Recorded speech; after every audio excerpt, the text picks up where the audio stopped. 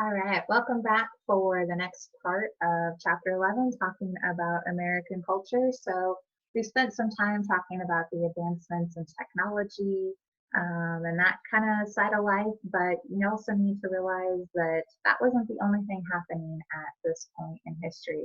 There were a lot of people that were busy doing and making and inventing, but there are also others who were busy thinking and growing in that direction. And so there were a lot of accomplished thinkers with advancements in art and literature, as well as areas of reform and trying to make the world a little bit better place. So let's dive on in. I'm going to share my screen here, and hopefully the slides are right where I left them. Yep. So let's take a peek at 11.2, talking about American culture. And there's kind of some cool pictures on that opening slide with some folk songs and some literature like The Raven and Rip Van Winkle, and some really well-known American authors that come out of this time period that you'll probably study at some point in American literature. All right, so when it comes to reform, many of these movements intended to basically get rid of the evils or the bad of society. Okay? So a lot of times they were motivated by religious folks who thought that they could just stamp all of that out.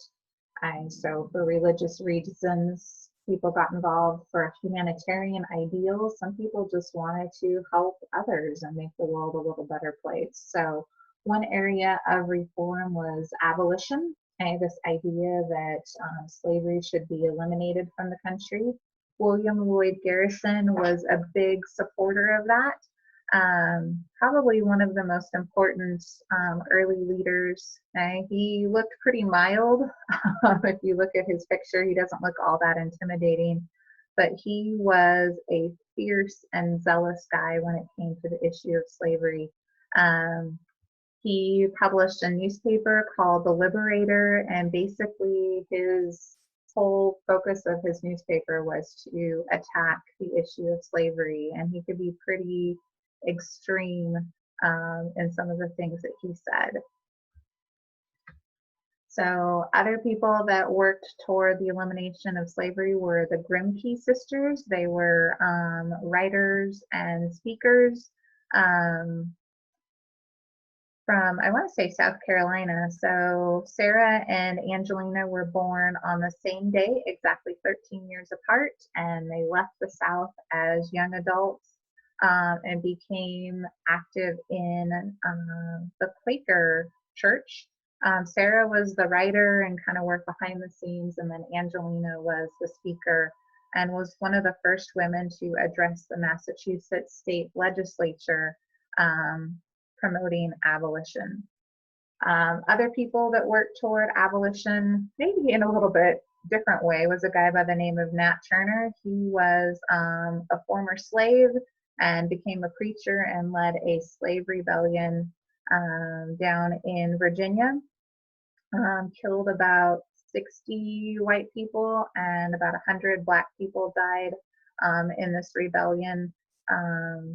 Him, as well as about 18 other leaders, were hanged, but it kind of helped spur the movement, even though the results weren't that great for him and his supporters. But it really made Southerners angry at abolitionists and kind of got their attention. Frederick Douglass is another well-known abolitionist, basically a former slave who helped by speaking out, by writing about his experience. He's a very eloquent gentleman and traveled around the country sharing his story. I think we've all heard of Harriet Tubman, otherwise known as Moses, and her role in these anti-slavery meetings, as well as making somewhere around the neighborhood of 20 different trips down south to help lead more than 300 African Americans to freedom in the North. Okay?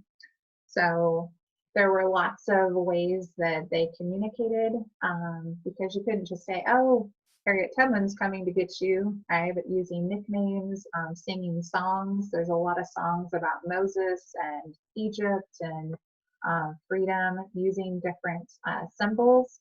There's a lot of research and things into the different quilts that were made and the different symbols on those quilts and how they would display them, letting people know if it was safe or they needed to move on along the route to get to the north. So lots of really fascinating things related to Harriet Tubman, as well as Frederick Douglass and these people that worked toward eliminating slavery in our country.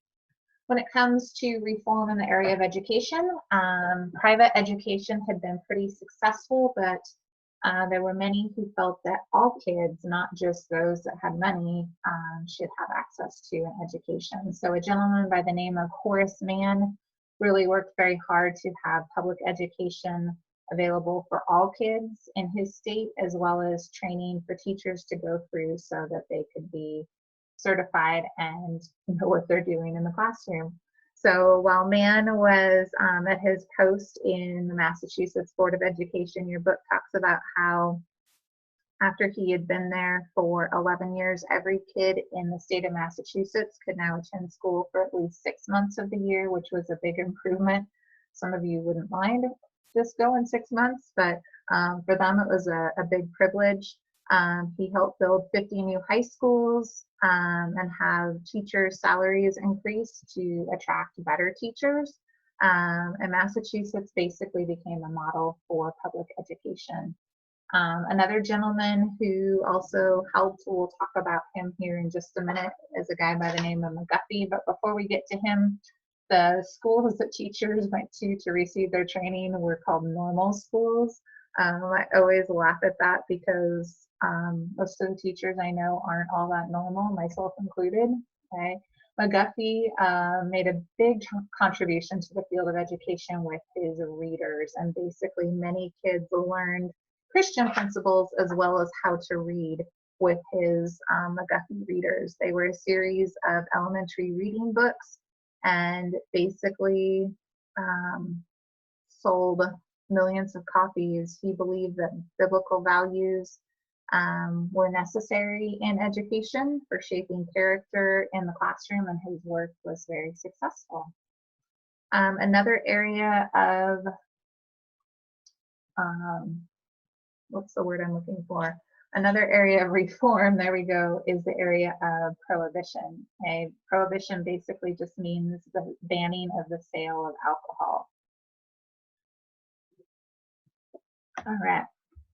So they received widespread support, mainly from women. Okay? A lot of women were frustrated by their husbands spending too much money on alcohol or coming home drunk and not treating their families very well. So there was a lot of support. One of the early states that wanted to get rid of alcohol completely was the state of Maine. And so they voted for statewide prohibition. Later, the country follows for a little bit. Another area of reform was the area of women's rights. Many women worked very hard to try to get that right to vote. There was a group of ladies that gathered in Seneca Falls, New York, basically giving speeches and working very hard for women again to get that right to vote. So I think of people like Susan B. Anthony and Lucretia Mott and others who used their voices for that purpose. Many of these women often were arrested, ended up in jail, were not treated very kindly, basically were told to stay home and have kids and take care of the house. And so these women really worked hard to kind of reshape the role of women in society. Okay. There were also reformers that wanted to create kind of their own little community to be this perfect place right here on earth. And so they basically would withdraw from society and create their own little communes of sorts as a place to escape. Right? Your book talks about a couple different societies there. One of them was the Harmony Society, focused on mutual helpfulness and support. Okay? And so Robert Owen created New Harmony Society, where basically people would own everything together.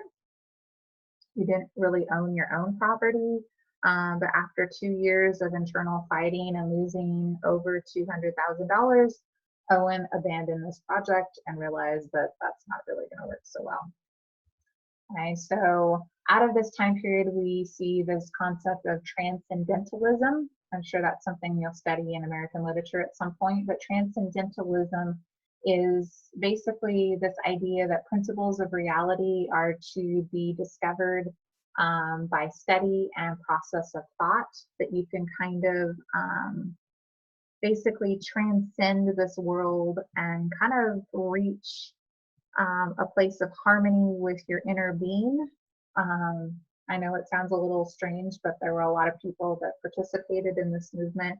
A lot of well-known writers and lecturers like Ralph Waldo Emerson and others. There was even an attempt made at creating a farm called Brook Farm, which was an experiment in communal living, again, with this idea that you could transcend your feelings by coming into harmony with your inner being. And there's Ralph Waldo Emerson, who was a big proponent of all of that. There's a quote from him. He said, "To be yourself in a world that is constantly trying to make you something else is the greatest accomplishment." All right, so what are we going to do with all of this? There's another part to this chapter that I'm not going to do in the video. It covers pages 225 to 228 and talks all about the art with painting and architecture, literature, music. I like Stephen Foster and his "Oh Susanna," "My Old Kentucky Home," all those fun songs that come out of this. So you're going to choose one person, okay, from the last section here on the arts. Okay, so anybody that's mentioned on 225 to 225, and research them and write a page about who they were. What did they do? What did they accomplish? When was all of this happening? Where were they doing this? And why did they take the time in their lives to get involved in all of this? So again, you can choose anybody from this last little bit of the section. Make sure that what you write is in your own words and not just copied right off of Wikipedia or some other website there. So hope you guys are having a great day. Let me know if you have any questions on this, and I will catch you all later.